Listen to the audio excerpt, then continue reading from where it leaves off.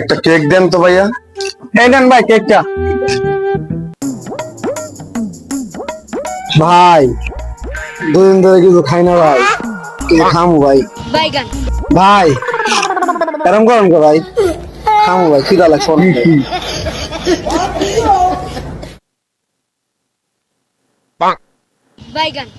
ভাই একটা বিস্কুট দিন ভাই, এটা পড়া যায় না হলো।